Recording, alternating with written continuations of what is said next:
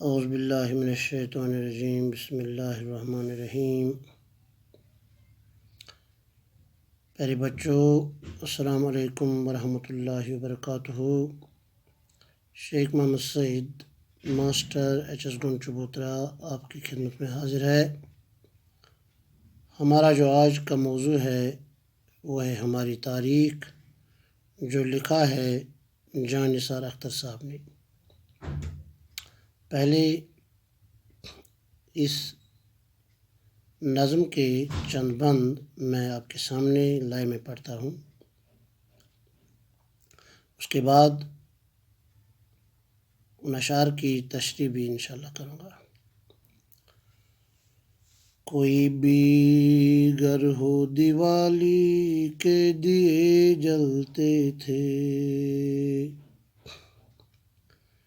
کوئی بھی گر ہو دیوالی کے دیے جلتے تھے، عید بھر دیتی تھی سینوں میں اجالے کیا کیا، رنگ ہولی کا ہر ایک دل میں بکھر جاتا تھا، چہرے چہرے پہ دمک اٹھتے تھے لالے کیا کیا، اجنبی ہاتھوں نے لکھی تھی جو تاریخ تیری، اس کو کیا نام دیں سوچی ہوئی تہمت کے سوا، اپنے ہر پیار کو نفرت میں بدلنا چاہا، کیا پکاریں اسے چالاک سیاست کے سوا۔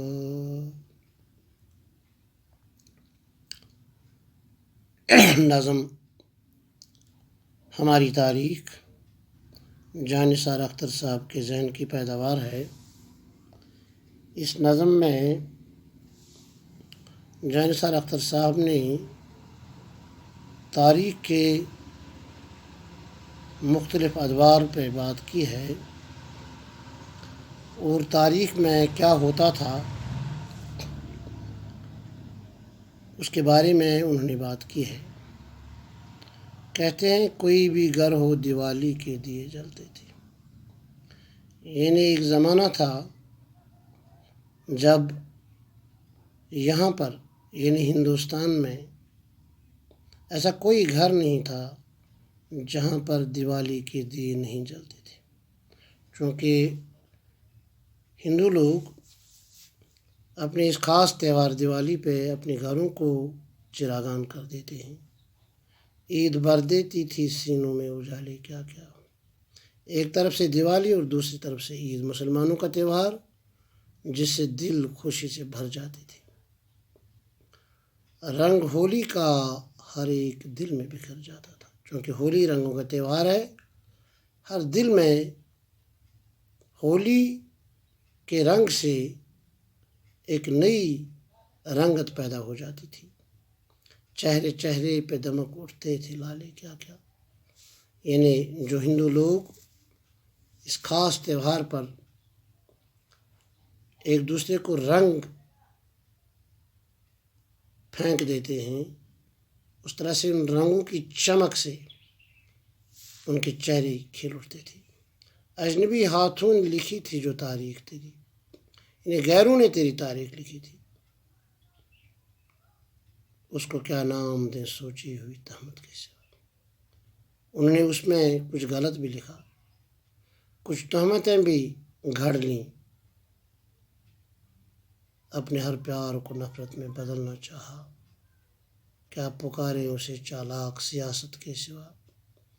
یعنی وہ تو تاریخ ہماری لکھتے تھے، لیکن بس صرف وہ اس تاریخ کے نام پر سیاست کرتے تھے۔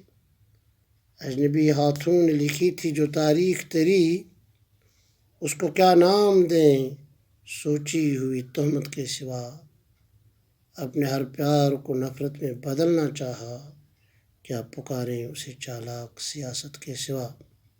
یعنی وہ ایک سیاست تھی، حالانکہ تاریخ کے نام پر وہ لوگ